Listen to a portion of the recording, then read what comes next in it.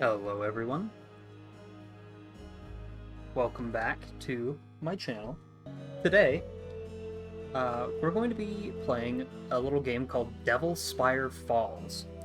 Now, Spire Falls I think is a very unique game because it kind of mashes a bunch of games together. But yeah, so Spire Falls is a very intriguing game because it's a game that kind of mixes together a few genres that I personally love. Mixes together a few games that I personally love. Um, it's got a little bit of Daggerfall, which I'm not a huge fan of.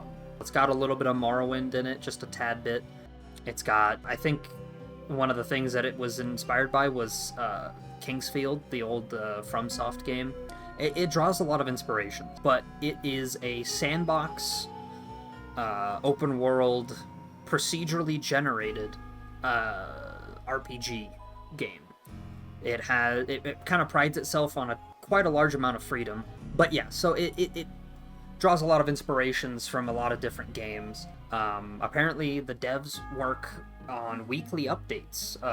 In fact, they are planning on releasing an update tomorrow, as far as I'm aware. I noticed a couple people in the Discord not wanting spoilers, so I won't say what's in the update, but some of the things in that update lead me to the character that I'm planning on making today. Because, as of right now, mana potions do not work. Mana potions don't work. Health potions don't work. Anything that directly restores health and mana does not work. You can eat food, and food which gradually restores health, and tea, which gradually restores mana. Those work. But stuff that directly restores health, like health potions and mana potions, do not work. I don't know if the same can be said for potions which harm, because there are ones that do that. I don't know if it works the same way in reverse, but anything that directly restores health does not work. So, I was originally going to be a mage for this playthrough, because it's a playthrough that I think would be a lot of fun. There's a lot of interesting spells, and it has spell crafting, like in Morrowind, where you can kind of pick, you can pick effects, and you can pick what type of, like how the spell behaves, and what effects it has on you, or how it hits people. There's a trade-off system where you can make spells hurt you, but in return it will increase the power of the spell. You can have a fireball that harms you when you cast it, but because it harms you, it practically doubles your damage output. There's a lot of interesting systems in this game, but unfortunately, because there's no good way to directly restore mana as of this recording, I decided that I'm gonna do a ranged playthrough. There are muskets in this game, and I think it would be very cool to have a musket-focused character. So, we will be using muskets. There's also bows as well, but I won't be using bows. I think I'm gonna focus on muskets, but I will go a little bit into magic because I want to dabble in magic at least a little bit. So, I will be leveling up my magic, but I will not be using a ton of magic, just due to how difficult it is to regenerate magic, or mana. But yeah, let's get into this. Alright everyone, we are back. World has just finished generating, as you can see. We generated a world here with 741 dungeons, 104 villages, 56 towns, 12 cities, 19 huts, and 20 camps. Population of 4,474. I believe... Is that how long it took to generate? I think it took 1:36. Well, anyway, we now hit continue. So, character creation. Now, there's not a ton of stuff going on here right now in terms of, like, specialty stuff. So, there's only one, like, background. I assume this is, like, a background thing. We got a handful of different classes, all kind of leaning into different things. We've got a mysterious stranger. So I don't know what any of these are. You can't select any of them. These are all grayed out. So I'm assuming these will eventually become more relevant as the game gets further in development. There are 3 races. There's human, feline, and reptilian, all of which have their own racials. Humans, I don't think humans have. Miserable pile of greed and foolishness, but also energy and curiosity. I don't know. That all means something. I won't try to guess exactly what it means, but that does have an effect on things. So yeah, they've got humans, they've got felines, which I might play as. Again, we'll see. Um, I like playing as the felines. The only downside to the felines is that they kind of have a bit of Morrowind-ism to them. So they cannot wear helmets. Well, they cannot wear heavy helmets because heavy helmets enclose the whole face. So they have to wear light or medium helmets, which are basically just hats. And they cannot wear shoes. They can wear cuisses, I think is how you pronounce it, which are basically thigh and shin covers. But they cannot wear shoes, because I guess they got big feet. His large head, his massive feet can't be hidden by any footwear. Which is weird, because they have...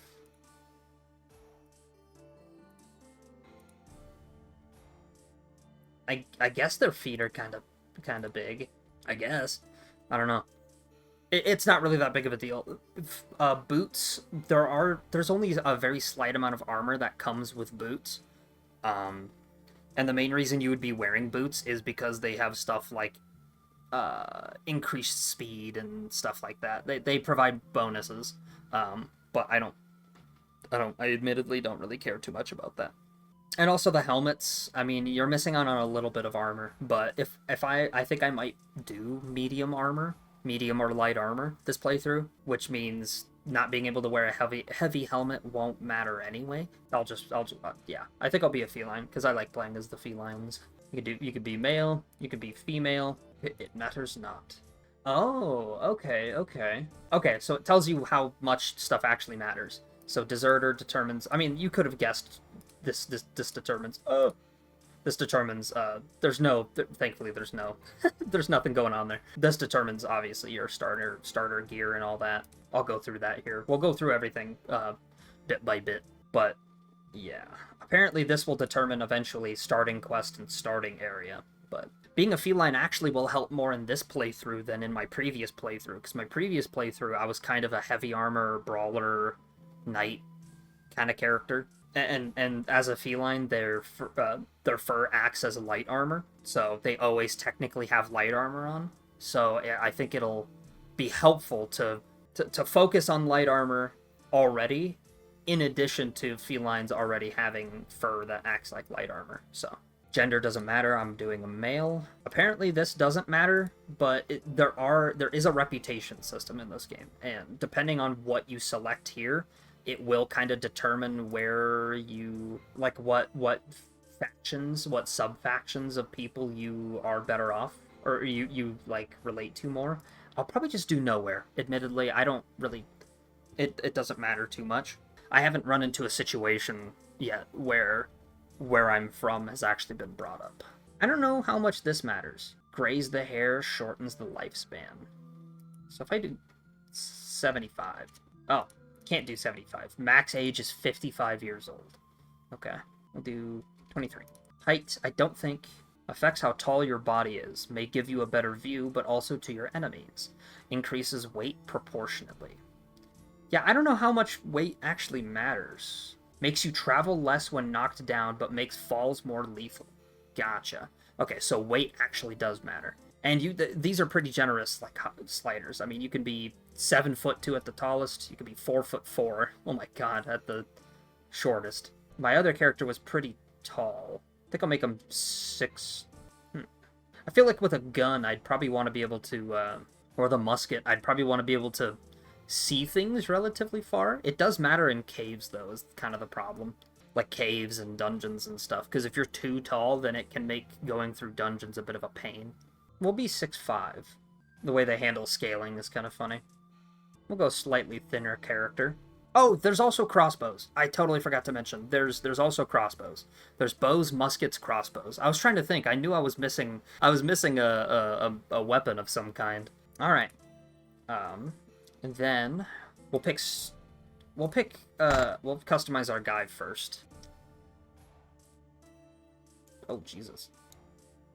Already kind of liking that. The vampire. Admittedly, not a ton of these hairstyles are really that good. I'm liking long and not box. Cap. No, not cap. Bowl? Kind of like bowl. It's not the one I was thinking of, though. That is a ball of hair.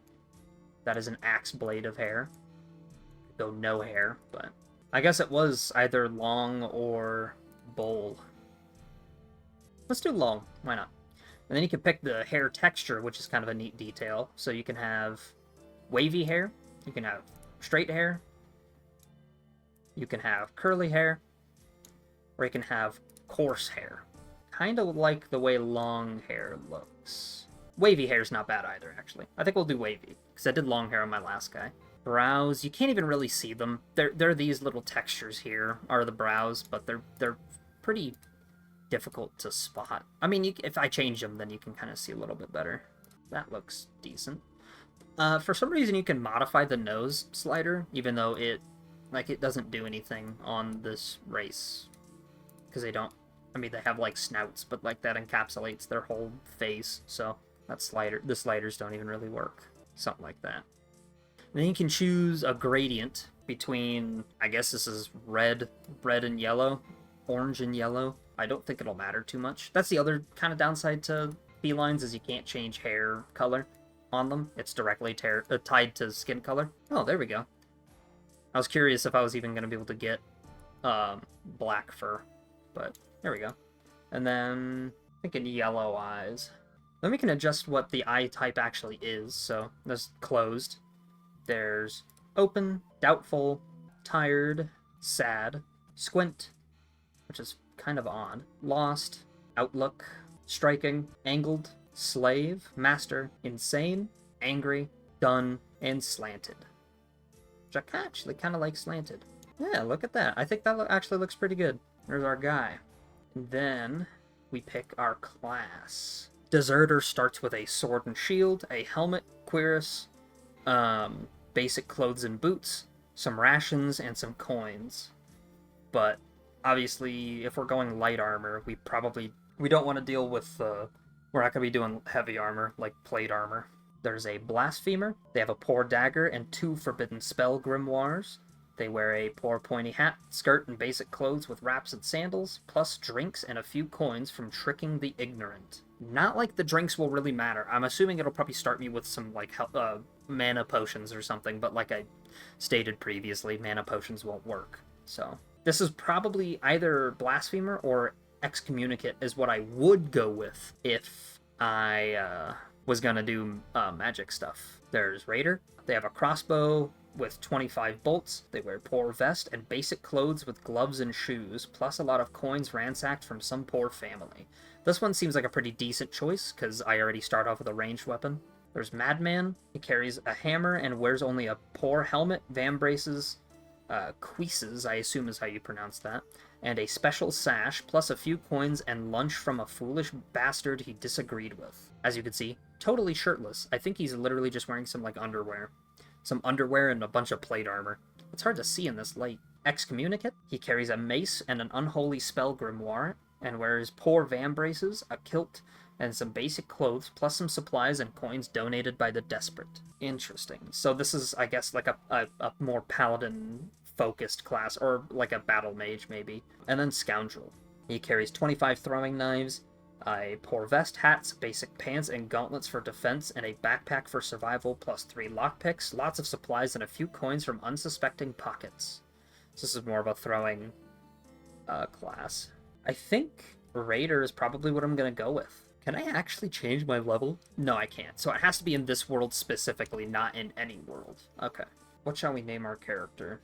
Ted. Alright, Ted. A male feline of 23 years, standing at 6'5" and weighing 159.26 pounds. He came from nowhere. He's a mysterious stranger, shrouded in secrets. He appeared out of nowhere, with no goals, ties, or past. All that is known to him is his desire to conquer the Devil Spire. As a raider, he carries a crossbow with 25 bolts, and wears only a poor vest and basic clothes with gloves and shoes, plus a lot of coins ransacked from some poor family. He is a feline, covered in fur like light armor, which also helps with climbing, but makes swimming more difficult. His sharp claws disallow friendly fisticuffs, which his aloof personality may instigate. His large head, which cannot be covered by heavy armor, houses special eyes that can see in the dark. Likewise, his massive feet can't be hidden by any footwear. That sounds really cool, by the way. Special eyes that can see in the dark. It doesn't help. like at all. It maybe makes nighttime a little bit better to see in, but like when I enter a cave or something, I'm blind. I cannot see. Like, it's still terrible. All right, let's do it. I'm not gonna adjust these. I'll probably just leave these as is and then build off of them. I like having everything kind of even, at least to start off with. And then I'll obviously I'll be able to focus in on something a little bit better as I go. All right.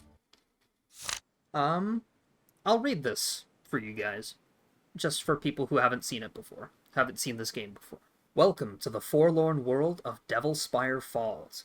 You may enable tutorial messages that teach the basics of play. You can disable tutorials at any time by selecting End Tutorial in the top right of the screen. There are too many gameplay systems and intricacies to cover here, so experimentation will always be necessary. With tutorials enabled, messages like this will appear periodically. For now, try the controls as seen in the pause menu, accessed by pressing escape or menu in your gamepad or keyboard.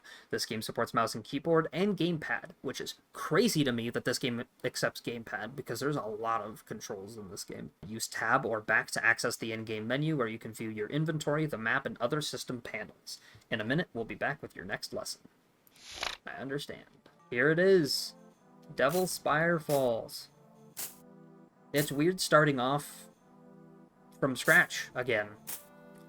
I'm used to having a ton of stuff. Inventory. You're safe here in the depths of your mind. Here you have all the time in the world to realize there might not be a way out of the situation you're in. The inventory menu houses your items. Here, items can be equipped, dropped, set to hotkeys, or combined with other items to craft something new. Items are sorted by their actual value, which is reduced by durability divided by their weight. The magic menu is where your known spells are. Here you can equip, shortcut, or forget them. Your spell memory determines how much magic you can memorize at a time. Abusing spell memory by memorizing more spells than you can handle can lead to spells failing when you need them the most. If you'd rather not let go of an incantation just yet, keep the grimoire in your inventory. Be wary that grimoire is way heavier the more powerful the spell. It's up to you if you'd rather have a vast collection of weaker spells in your memory or just a few stronger ones, or a library of grimoires to switch around as you please. The skills menu is where you can view your current skill levels and their associated perks. Train skills by performing actions related to them. The more difficult or impressive the task, the faster you'll learn. The status menu gives you an overview of your character. Here you can allocate stat points earned from leveling up. Experience can be gained by toppling foes, learning skills, and completing quests given to you by the people. From the status menu, you can also end your life should you find yourself in an inescapable situation. Use the map menu to get a hold of your surroundings, and if you're outside, to fast travel to known locations. Remember to place markers in points of interest and tick off any dungeon or village after raiding them. The build menu allows you to build almost anything you find in the world, if you have materials and skills for it. Lastly, the journal menu has more information on locations, people, quests, and other items of interest you discover.